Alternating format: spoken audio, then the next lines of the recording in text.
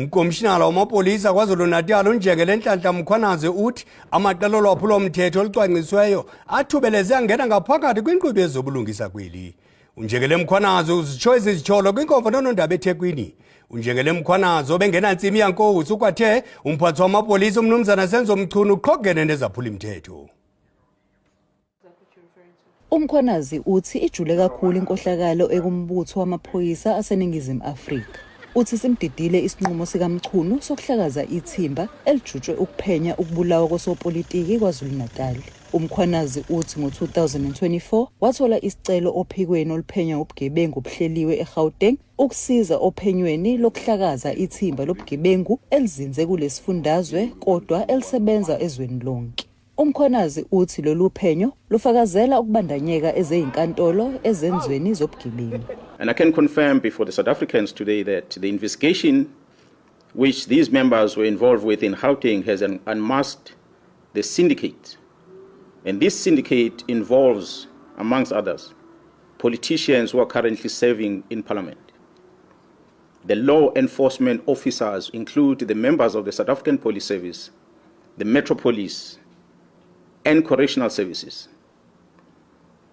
They include prosecutors in Gauteng province, the judiciary, and all these are controlled by the drug cartel as well as business people in that province of Gauteng. uMkhwanazi uphinde wasola uMchunu ngokuqamba amanga eParliament.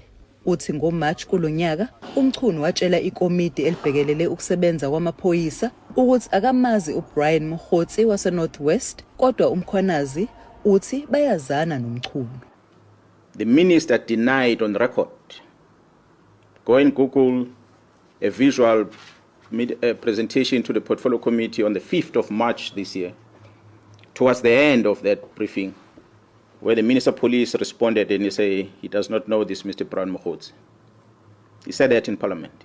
However, the Minister confirmed that he knows this Mr. Brian Mkhotsi during a telephone conversation that he had, which was posted on X under the a handler at Load Care.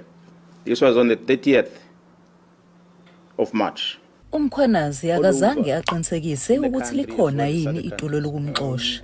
Uthi akakhathazekile ngokuphepha kwakhe. The safety of South Africans is in jeopardy. At least Mkhwanazi still has a firearm. He still has a men and women that he works with. He can still somehow protect himself. There are men and women out there that are vulnerable. They've got no one to protect. uMkhwanazi uthi okwamanje abekho abakhuzi bezobunhloli KwaZulu-Natal. Uthi amaphoyisa azicabangela wona ukuthi awaqeda kanjani amaqembu ezigebengu. Ngingonhlakanipho Magwaza ezindabeni zeSABC eThekwini. Men and women out there that are vulnerable, they've got no one to protect. So we can't be worried about our own safety. We must worry about the safety of the citizens. So ours is to go out there and lay our life to protect them.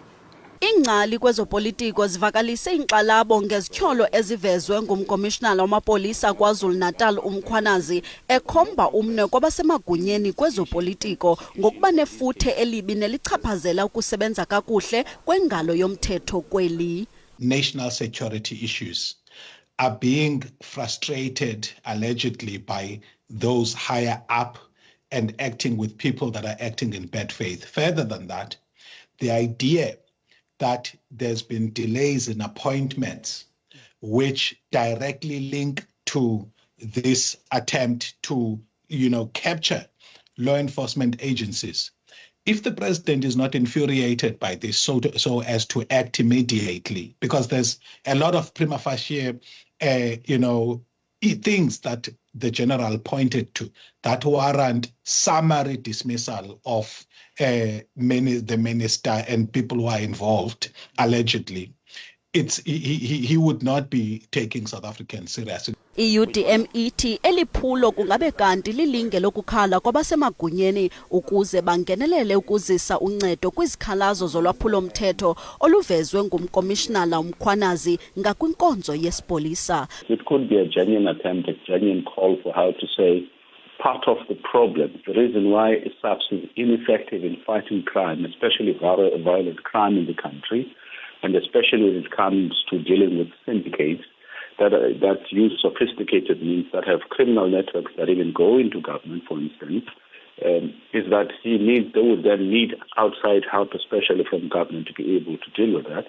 Kwindaba ze-SABC, Dingulisa Dumezweni.